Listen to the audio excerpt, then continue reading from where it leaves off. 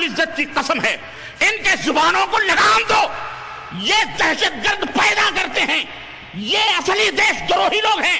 یہ اصل آتنکواد ہیں، ہمارے نوجوانوں کے جذبات سے کھیلتے ہیں۔ کسی کی ماں بہن کو روزانہ تم صبح شام گالی دو گے، کسی کو چور کہو گے، ایک دن غصہ لگے گا، وہ تماچا کھینچ کے مار سکتا ہے، اسے مجرم نہیں کہا جائے گا۔ کسی کے گھر میں گھس کر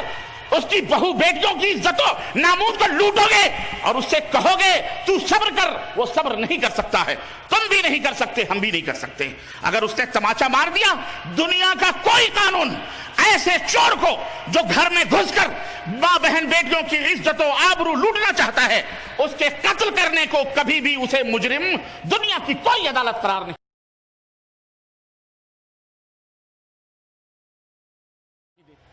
اور ہندوستان کی اس بحرانی فضا میں اتنی عظیم الشان کانفرنس منعقد کی ہے، میں ان کا شکریہ ادا نہیں کر سکتا جو دور دراز سے اپنے مشاغل کو اور اپنے ضروریات کو ترک کر کے جوق در جوق اس کانفرنس میں شرکت کرنے کے لیے ملک کے گوشے گوشے سے بلکہ دنیا کے گوشے گوشے سے اپنے اہل و عیال کو، اپنے بال بچوں کو اللہ کے حوالے کر کے آج رام لیلا گراؤنڈ کے اس سرزمین پر جمعیت اہل حدیث کی اس تاریخی کانفرنس میں، جو آزادی سے پہلے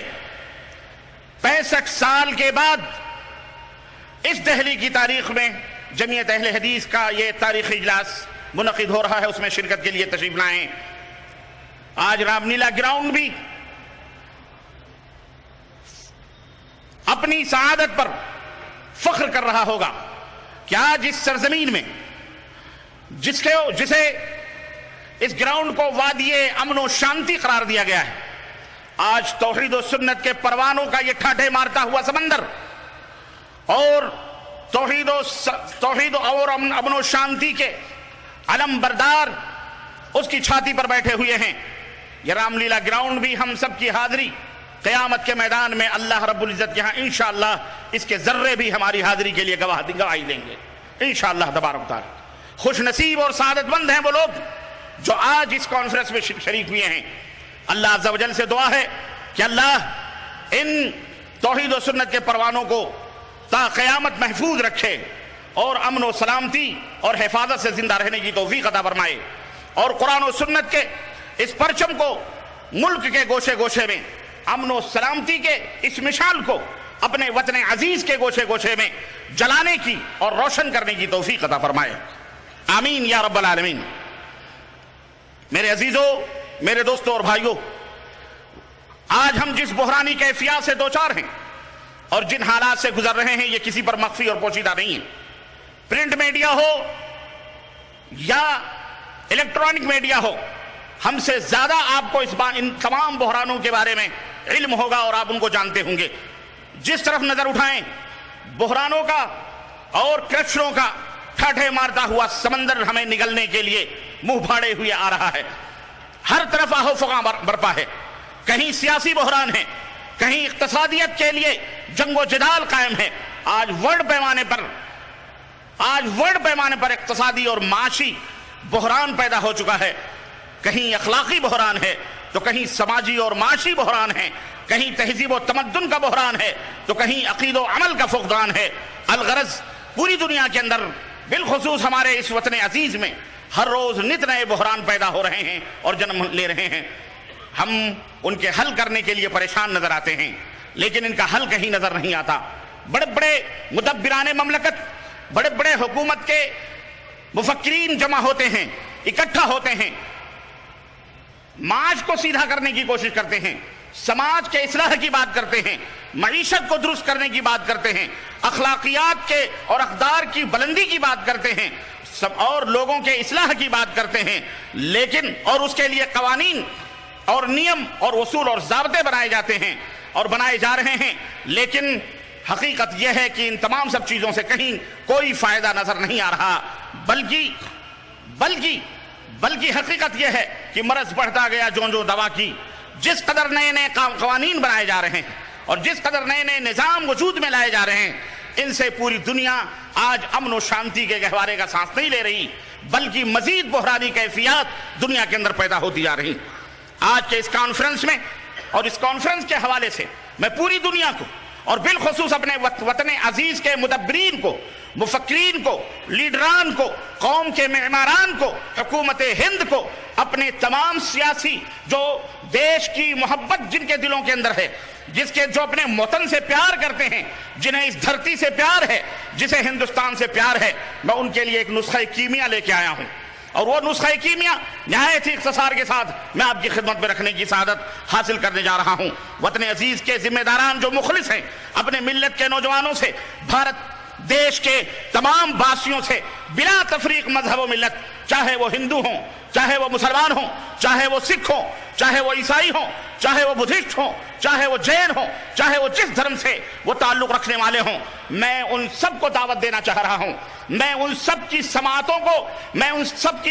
پہ دستک دینا چاہتا ہوں۔ میں ان سب کے سینے کو چاک کھول کر میں ان سے اپیل کرنا چاہ رہا ہوں اور یہ نویدن کرنا جا رہا ہوں کہ اے دنیا کے لوگوں، آؤ ہم اس نسخہ کیمیا کو لے کر کے آج کے اس جمعیت اہل حدیث کے پلیٹ فارم سے ہم آپ کو آواز دیتے ہیں، ہم آپ کو دعوت دیتے ہیں۔ یہ علماء اکرام کا اسٹیج پر بیٹھا ہوا ٹھاٹھے مارتا ہوا سمندر تمہیں آواز دیتا ہے، تمہیں اپیل کرتا ہے کہ آؤ ہمارے پاس ان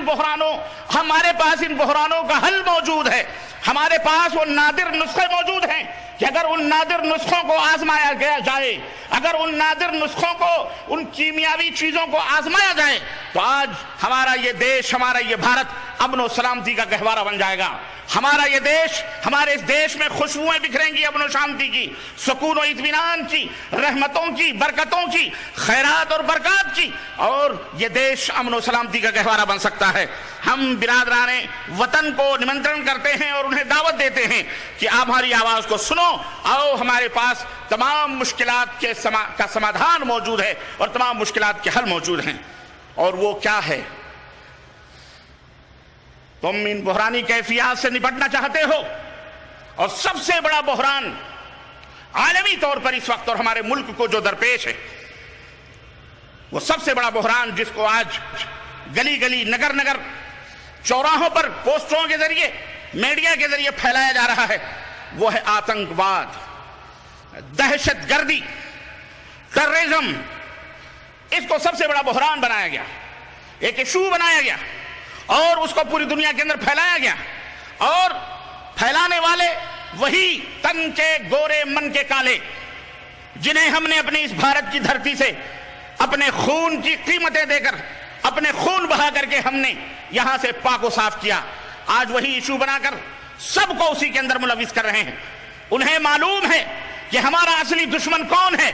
انہیں پتا ہے کہ بھارت کی سرزمین سے سب سے پہلے آزادی کی آواز جس نے بلند کی ہے، وہ یہی بھارت کے وہ علماء تھے، توحید و سنت کے وہ علم بردار تھے، جنہیں جیل کی سلاخوں کے پیچھے ڈالا گیا، جنہیں لاکھوں کی تعداد میں پھانسیوں پہ چڑھایا گیا، بنگال کی کھاڑی سے لے کر کے، کشمیر کی وادی سے لے کر کے، اور کیرلا کے ساحل تک، اور گجرات کے ساحل تک، مغرب اور مشرق تک، ہر جگہ یہی وہ توحید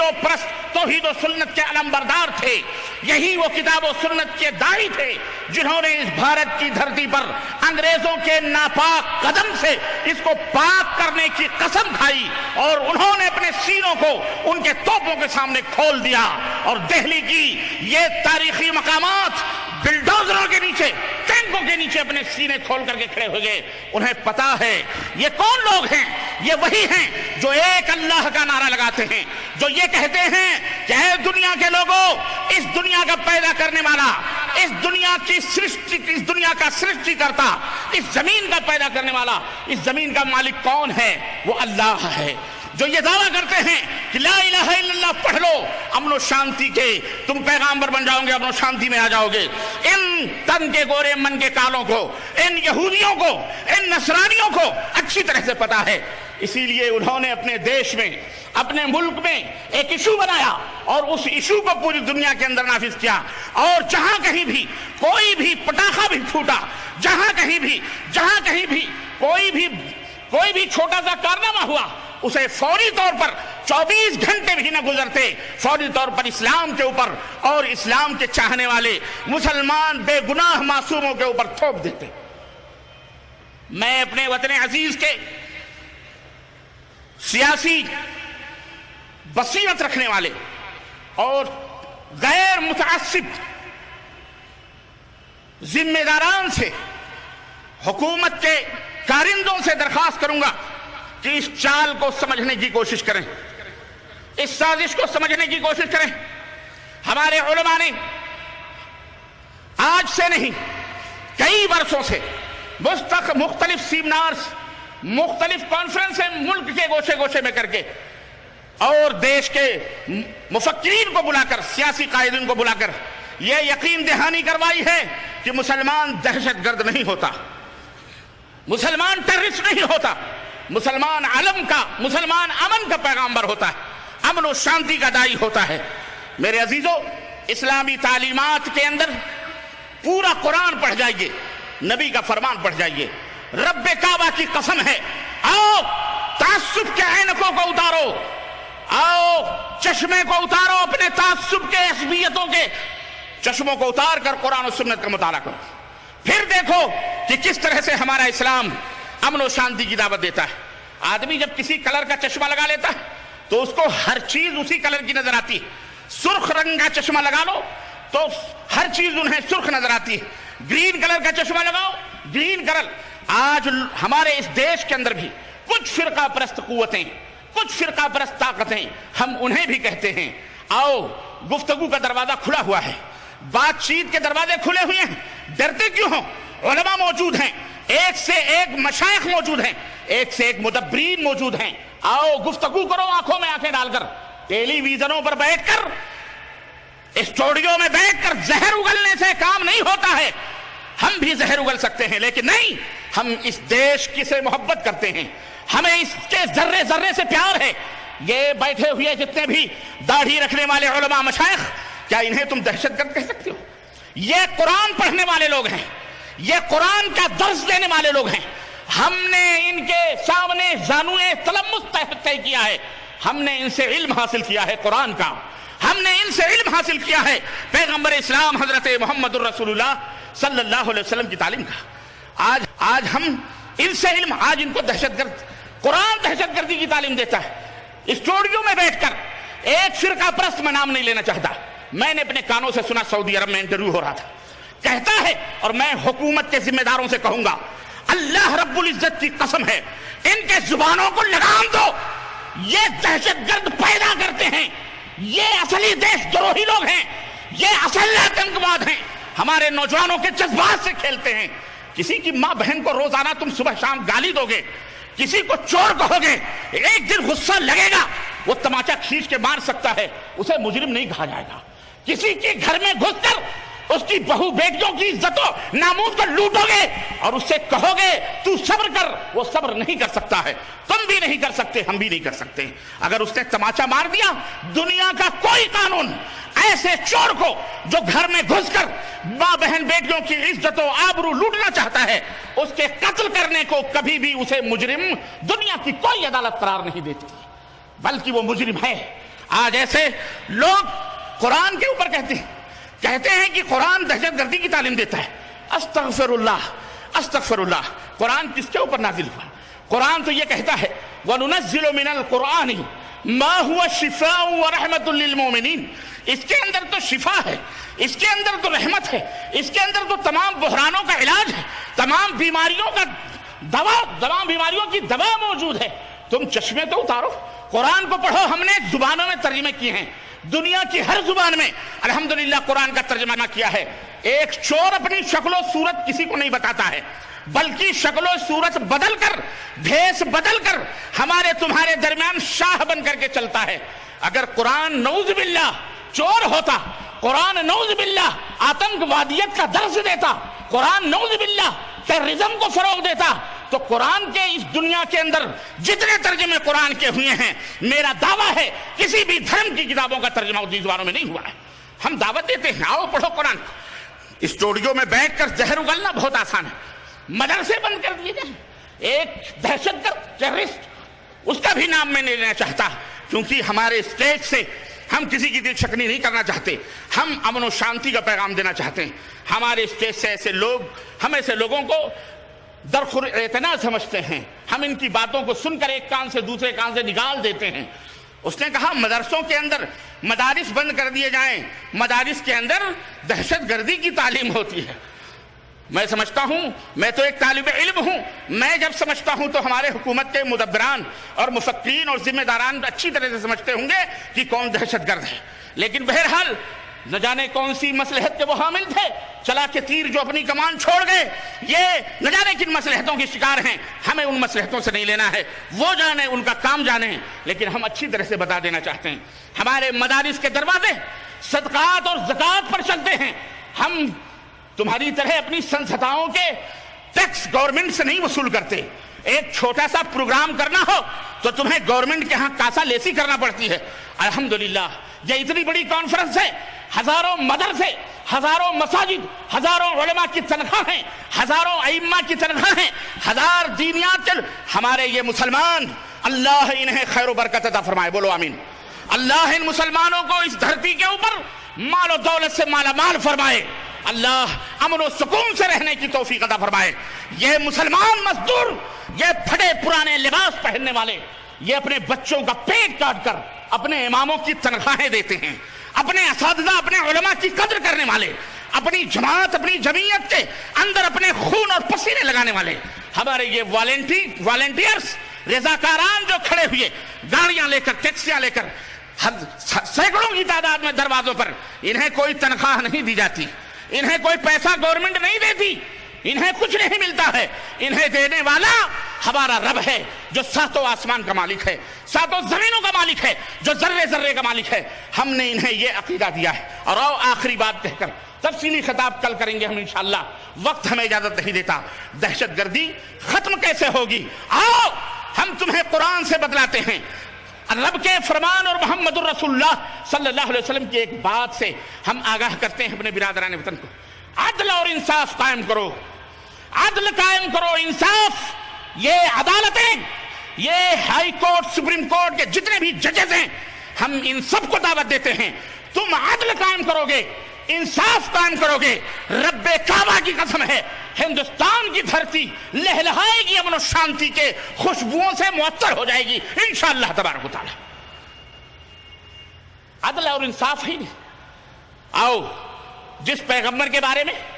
کسی بکواسی مہنت نے ٹیلی ویژن پر بیٹھ کر بکواس کیا، بھوپال کے رہنے والے نے، اس کا بھی نام نہیں لینا چاہتا، مجھے نام یاد ہے،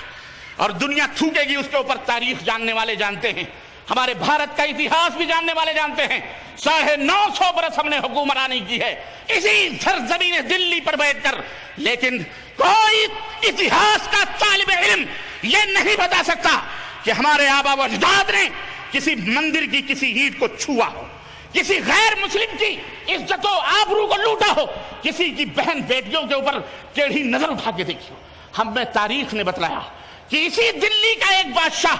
بنارس کے اندر جب اس کے کسی ہرکارے نے کسی برہمن کی بیٹی پر نظریں غلط ڈالی، اور اس باعزت برہمن کی بیٹی دلی کے اسی جامع مسجد پر پہنچ کر جب اس نے اپیل کی لڑکے کی شکل میں، بادشاہ مومن تھا، فراست اس کے اندر تھی، اس نے دیکھا یہ لڑکا نہیں لڑکی، اپنی شال اتاری اور اس کے سر کے اوپر ڈالی، اور اس کے بعد کہا بیٹی آ کر کے دربار میں ملو۔ دربار میں گئی، کہا کیا بات ہے؟ کہا بنارس کی دھرتی پر جس ہرکارے کو آپ نے اپنا حکمران بنایا ہے وہ میرے اوپر نظریں غلط ڈالنے کی نیت رکھتا ہے، وہ مجھے اپنی بیوی بنانا چاہ رہا ہے، عیاشی کے بستروں پر اپنی نیندوں کو آباد کرنا چاہ رہا ہے۔ کہا ٹھیک ہے جاؤ، وہ جیسا کہتا ہے ویسا کرو۔ وہ لڑکی نکلی، گئی باپ کے پاس گئی، اور آج بھی بنارس کے وہ مسجد آج بھی موجود ہے، وہاں گئی، اس نے کہا ابا میری ڈولی سجائی جائے۔ کہا بیٹی کیا بات ہے؟ تم بادشاہ کے پاس گئی تھی، تم نے دلی کا دروازہ کھٹکھٹایا تھا عدل و انصاف کا۔ کہا کچھ بھی ہو، ہمیں بادشاہ نے یہ کہا ہے میری بیٹی تو جا، مجھے بیٹی کہا ہے، مجھے بے آبرو نہیں ہونے دے گا، میری ڈولی سجائی جائے اور اس ابراہیم نامی اس کارندے اور اس داروغے کے گھر پر پہنچائی جائے۔ डोली सजाई गई, कारिंदे के दरवाजे तक पहुंची, फकरा और मसाकीन ने सदकात और ज़कात और अपने हदिये और तोहफे मांगे, सबों ने लिए। जब दरवाजे में दाखिल होने लगा, एक फकीर आदमी गुदड़ी पहने हुए, उसने कहा, हुजूर आज आपकी पहली रात है, हमें भी कुछ दान दक्षिणे दिए जाएं। उसने कहा, फकीर जमीन पर गिरे हुए पैसे तुझे नजर नहीं आते? उसने कहा, हम जमीन पर गिरे हुए पैसे नहीं लेते, हम आपके हाथों से लेते। हाथ बढ़ाया देने के लिए। लिबास जो गुदड़ियों का था, बादशाह उतारा। बादशाह उतारते ही लिबास, उसकी आंखें खैरा हो गई। हुकूमत दारुस सल्तनत का हुक्मरान उसके दरवाजे पर बैठा, उसके दरवाजे पर खड़ा हुआ।